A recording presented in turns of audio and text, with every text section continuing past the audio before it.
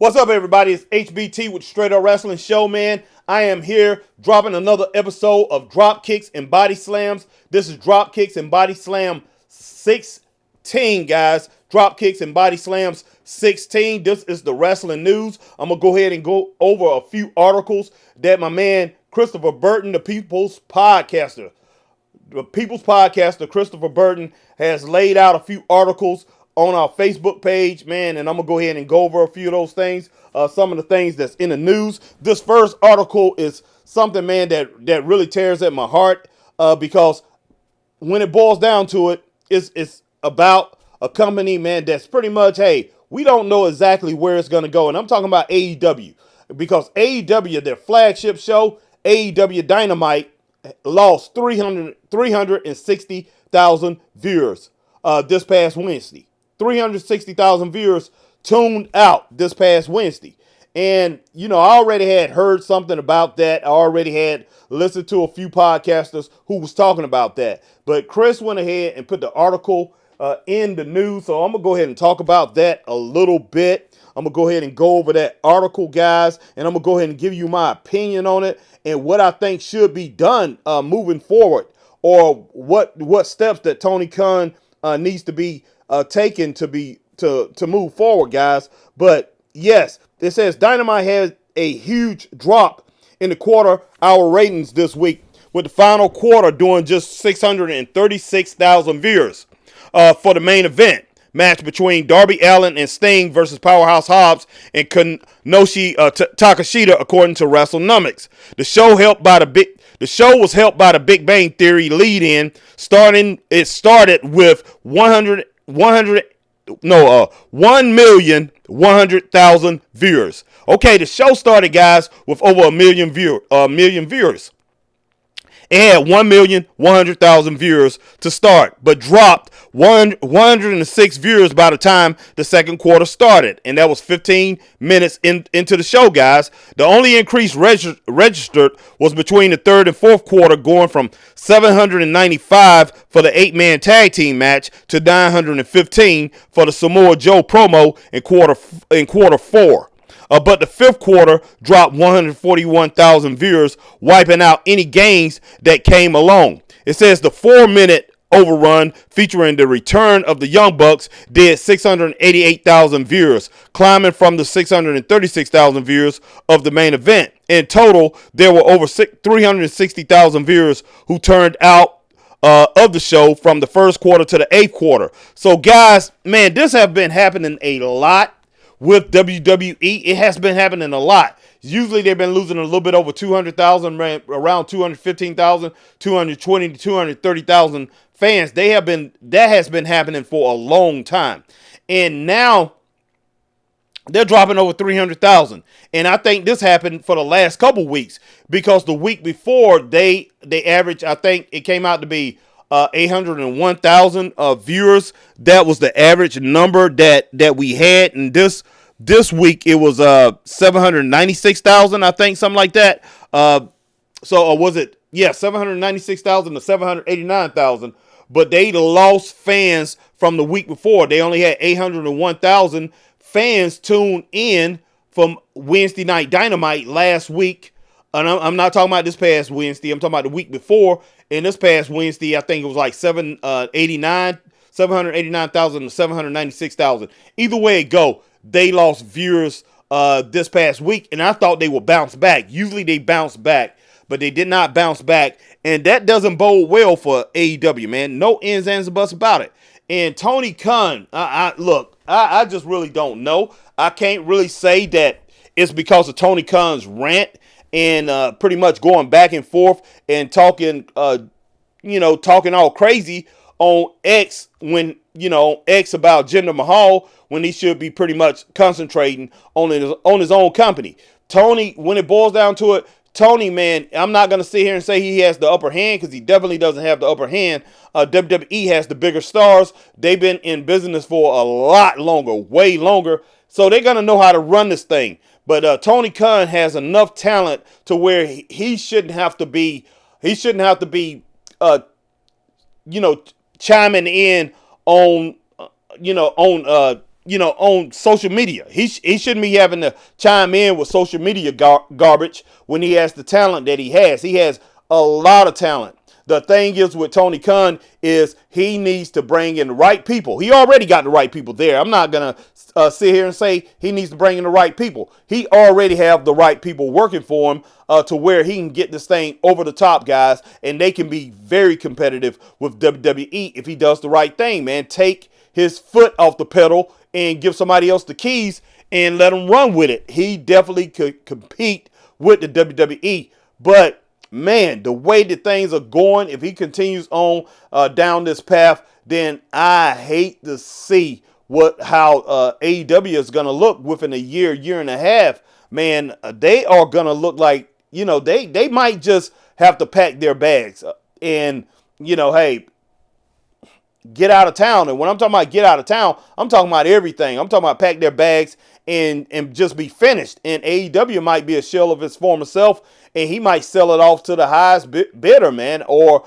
somebody in the company may take that thing over, and it just becomes another independent that's pretty much struggling out here. Who knows? Who knows what's going to happen? But hopefully Tony Khan get this thing together, man. And the first thing I will say he needs to do is stay off of Twitter, man. Stay off of X. Straight up, guys. Let me see what we got here next. Let's see. I think the next thing we're going to talk about is let's talk about Karrion Kross, man. Karrion Kross, APO, and Paul Ellering with Scarlett. Okay, this group has a new name, guys. They have a new name. So let me go ahead and tell you what the new name is. The new name is The Last Testament. The Last Testament. That's the new faction. And I guess Karrion Kross is considered the leader of this faction. And they have a new name. The Last Testament. And to tell you the truth, I'm going to tell you the truth. I don't know what to think about that, guys. I really don't.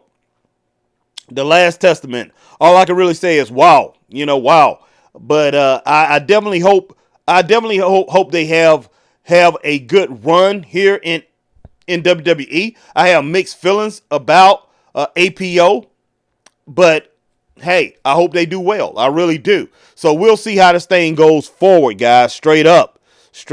Let's see what else Christopher Burton has here, guys, for us to check out. All right. Look like Jordynne Grace defeated Trinity to win the TNA Women's Championship at Hard to Kill, guys. So Jordynne Grace took Trinity out. So, hey, look like she may be on her way back to WWE.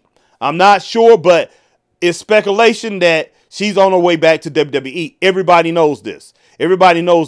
And, hey, will Sasha Banks be following Mercedes Moné? Will she be following her to WWE? I definitely don't see her going to TNA. And I don't know if she wants to be over there in AEW. AEW, even though they're offering her a lot of money, can AEW give her the kind of exposure that she want to have?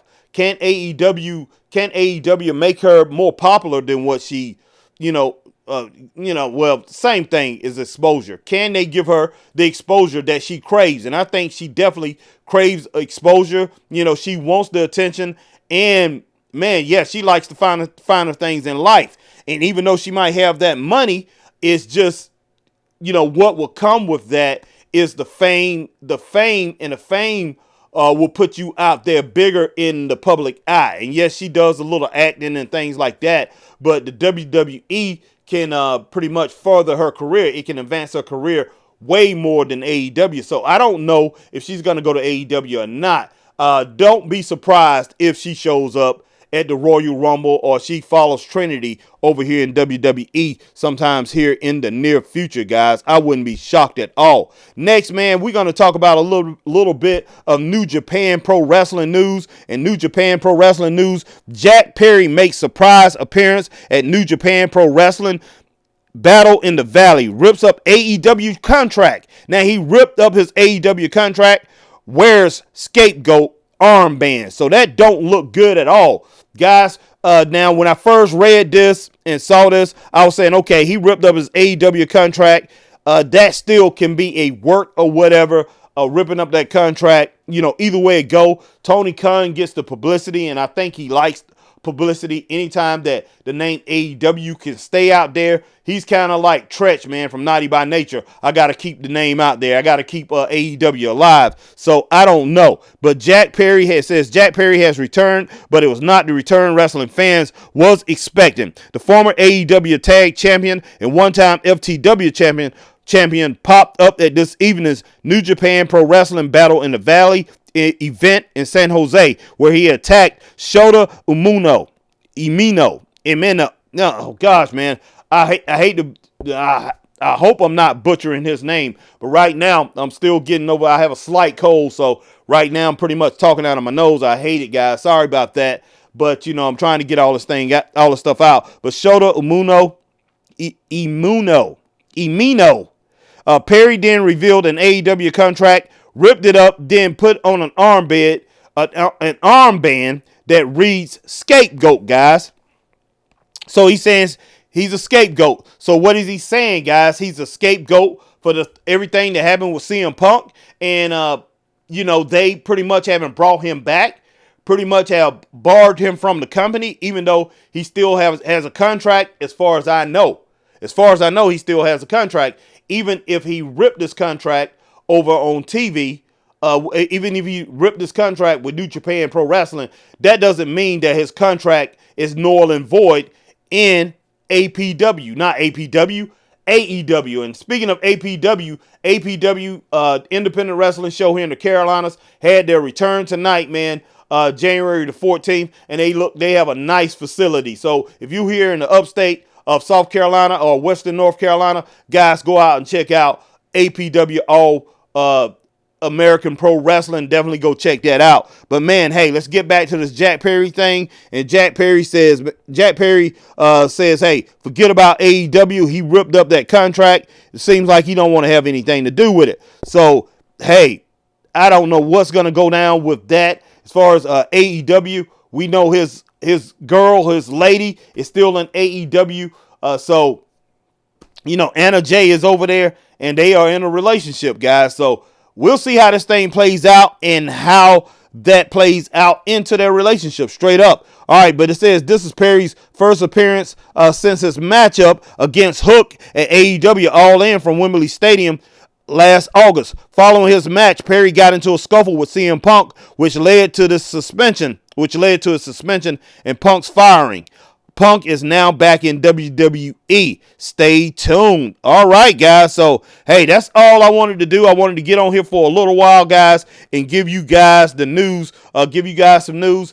And, hey, we will be back soon, man. Hey, before you leave, definitely hit that like, share, subscribe, hit that notification bell. If you're on YouTube, if you're on Facebook, hit that like, share, join. If you over on Twitch, man, do the same thing that you do over here on YouTube. And if you are on X, guys, hit that like, share, tweet, and retweet, and follow the Straight Up Wrestling Show over on X, formerly known as Twitter, guys. We definitely appreciate each and every one of you. I definitely will get back to you guys soon. Me and Christopher Burton will be going live. Chris right now has the flu or something. He's a little sick, guys, but hey, he'll be coming back, but we'll be back in rocking the house. I appreciate you guys listening to this, checking this out. Even though I got a slight cold, having a hard time to talk to you guys later. Peace.